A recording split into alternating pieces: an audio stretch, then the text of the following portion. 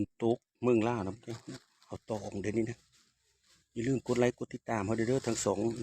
เมยงนะตูมพะยางนะนึงมากครับประกาศยานยานอย่างโกยถือซื้อมันซักงมไรอย่าเอาสไลด์อย่าเอาพีเลือกระตามบ่มีอ้อแล้วก็แล้วด่างซื้อทิมไปเลยซื้อนะตอนนั้นเด้อเจ้าเด้อไปเกาะตองก็โต๊ะก็มาเกาะตองเห็นเลยซะเฮ็ดไปจังสิแล้ว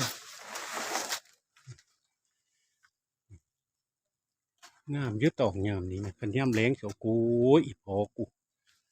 จะเป็นตาเอาจังดีนะต้องคุยทันนี่ทั้งเจ้าเดี๋ยวเฮือนหลานสายแล้วนี่นะ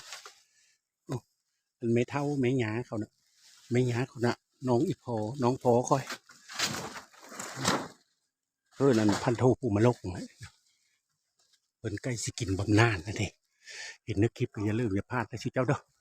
กดติดตามมาค่อยเด้อค่อยมาเอาตอกของห่อส้มโอ้ยขนาดฝนตกนะเนี่ยเตะเอาจับเกาะตอกนะมึงเนี่ยมาหอดเถิดแล้วนี่จักพ่อบ่พ่อมือแห่แล้วก็มาเลยเจ้าอาชีพคนน่ะแนวนี้ล่ะหาแนวนี้ล่ะตะเกิดมาแล้วรอท้องอีพออีเมมาแล้วมันขู่มือเดือพันห่อส้มแต่เก้าน่ะหารู้ไหมขายตะกี้ป้ารู้ไหมมันหลายเดี๋ยวนี้บ้านเมืองเจริญมีแต่เฮิรนคนมันดับอะไรรู้ไหมนะหารู้ไหมขายซื้อข้าวเท่าละ2 โลเท่าละโลมานึ่งกินนะความทุกข์ความยากคู่มือนี่ก็มีบอกกับบิได้มีบิได้ลำบิได้โรยเดี๋ยวมีปัญญาซื้ออยู่ได้50 โลนะเดี๋ยวนี้เพนเต้และดองเพิ่นเอามาให้กินเมื่อกี้นี่ก็2 สอบข้าวสารพอเอาหุ่นมานะอยู่วันนั้นเลยซะแนวไหนแล้วสิเจ้าฮอดเฮิรนแล้วเจ้าเอ้ยเมื่อยมาเมื่อยเฮือแต่เอาขนาดฝนตกแล้วนี่นะฝนตกนะฝนแต่แท้ฝนอลีฝนอลอฝนมีเคยหูเคยเห็นฝนตกไม่ได้เบิ่งไม่ได้แย่งตกแท้ตกว่ากูกูกระพูดยังวะในซานในอื่นนี่เจ้าเอ้ยขมกขบเจอรถซาเล้งฮาวโบคันนี้ก็เกินว่ามันทนเฮ้ยเตะแหละนี่นะกูบนามันนี่นะเนี่ยนั้นแล้วสิเจ้าก็ย่ามันไปได้มาได้อยู่สาธุบุญคุณติดตามทางคลิปไว้เด้อมีแต่พุทธห้องเตะตาอะนะ